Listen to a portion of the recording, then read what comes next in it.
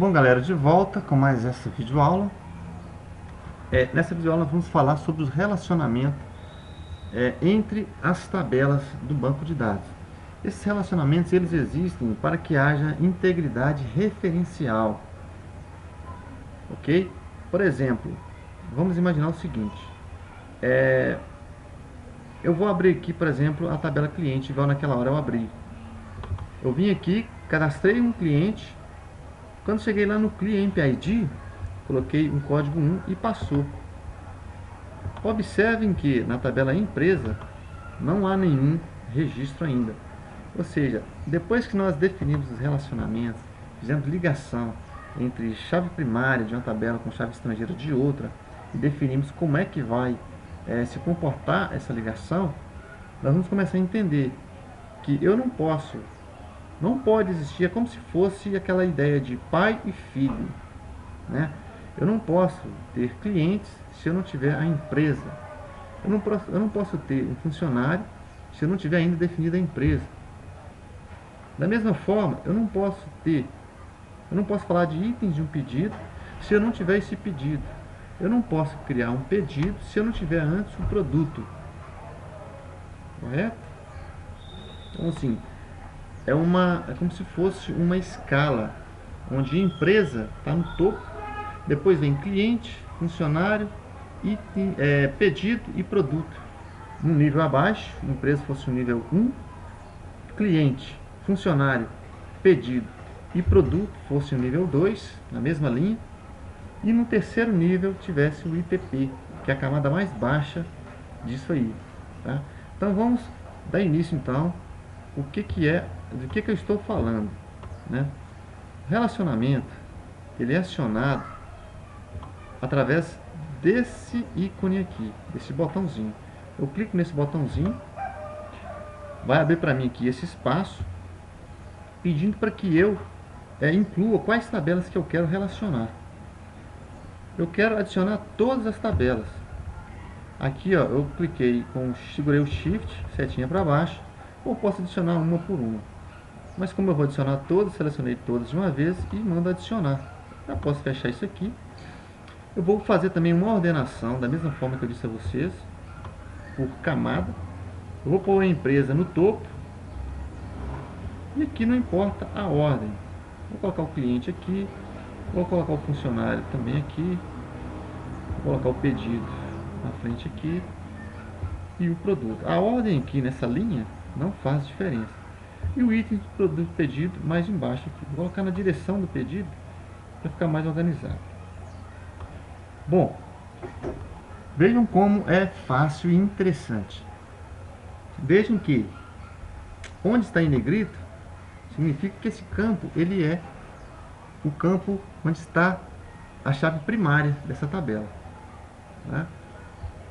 Eu vou expandir essas tabelas para exibir todos os campos. Isso é importante.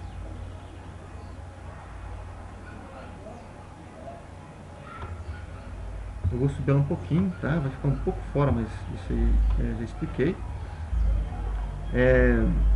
O funcionário só tem isso mesmo. O cliente tem mais alguns campos aqui.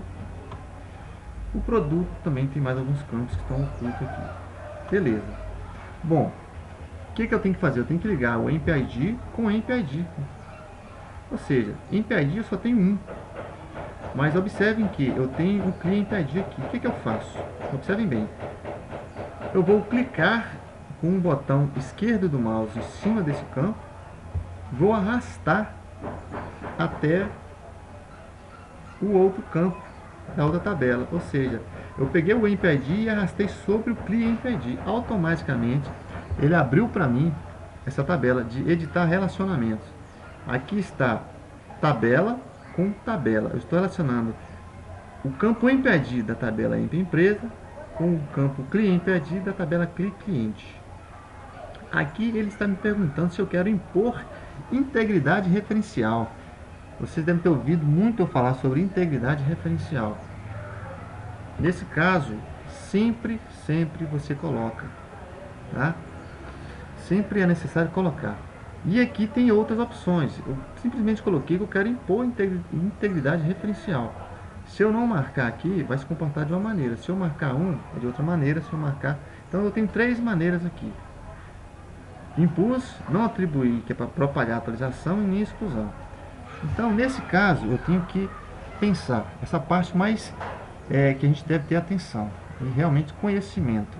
É uma área que é bom até vocês pesquisarem outro material da importância de como é que define esses relacionamentos. Por que quando eu devo marcar, quando eu não devo marcar. Vejam bem.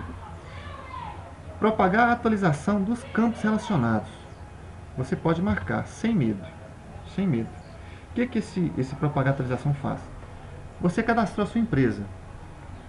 E logo em seguida você cadastrou um cliente. Você cadastrou uma empresa, a empresa tá, o código dela é 1. E o cliente cadastrou, lógico, que está ligado àquela empresa com o código 1. Mas, por alguma necessidade, você teve que alterar o código dessa empresa. Tá? Você sei lá, teve que alterar. Você teve que... nesse caso nosso aqui, vou explicar de uma maneira mais assim, geral.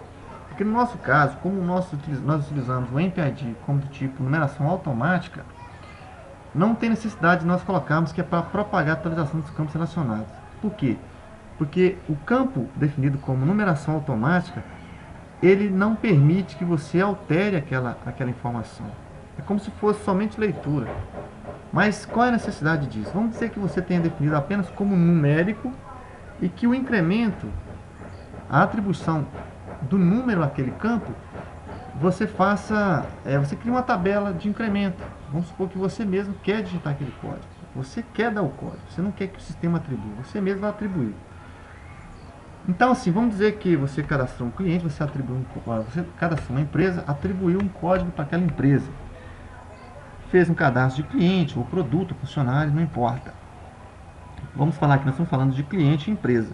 Tá? Então, vamos restringir apenas a cliente e empresa. Você cadastrou a empresa, um código 1, e cadastrou depois um cliente com um número qualquer, não interessa. E depois você, por alguma necessidade, você quer alterar o código dessa empresa. Você quer passar de 1 para 2. O que acontece se você não marcar esse campo, propagar a atualização dos campos relacionados? Você vai ter uma empresa que agora o código dela é 2 e um cliente que está ligado a uma empresa que o código é 1. Por quê? O que esse campo marcado faz? Se você marcou, se você alterou lá o registro empresa, o ID da empresa, automaticamente ele procura na tabela cliente todos os registros em que o campo cliente ID era 1 e também coloca 2 nele, ou seja, vai manter essa integridade. Então, isso é importantíssimo quando você for fazer um banco de dados. Se for modelar um banco de dados, sempre é necessário. Se você esquecer disso, seu banco vai ser um banco que vai estar armazenando lixo, não vai ser confiável, vai haver perda de informação. Então, preste atenção nisso, é importante isso. Agora, a questão da exclusão. Veja bem, eu tenho que marcar esse campo? A resposta é não. Veja bem por quê. Se eu pedir que ao excluir o registro de empresa, ele saia excluindo tudo que estiver relacionado a ele, eu posso correr um risco de perder dados. Acidentalmente eu clico em excluir a empresa e peço que na exclusão da empresa exclua todos os clientes relacionados a ela. Bom, normalmente, gente, todo sistema não usa excluir esse tipo de exclusão, muito categórica. Agora, quando formos falar de pedido, itens do pedido, é outra coisa, é um nível muito mais baixo. Eu quero excluir o pedido, eu quero também excluir os itens daquele pedido. Vocês podem ver que a tabela pedido, a tabela itens de pedido, possui a chave primária da tabela pedido. Então, na tabela pedido, eu posso sim estar marcando esse campo. Mas se tratando da tabela empresa, em relação a qualquer outra tabela, eu não posso fazer isso. Então, ao deixar desmarcado, o sistema não vai permitir a exclusão. Ou seja, eu vou excluir a empresa e vai dizer, opa, não é permitido excluir porque existem registros relacionados a ele. Então jamais eu vou conseguir excluir de forma alguma. Tá? Então eu vou criar esse relacionamento aqui. Tá? Depois eu vou voltar depois para dar mais explicações, que tem mais coisa a explicar. Mas por enquanto eu vou ficar só até aqui. Uma boa tarde, voltamos logo em seguida.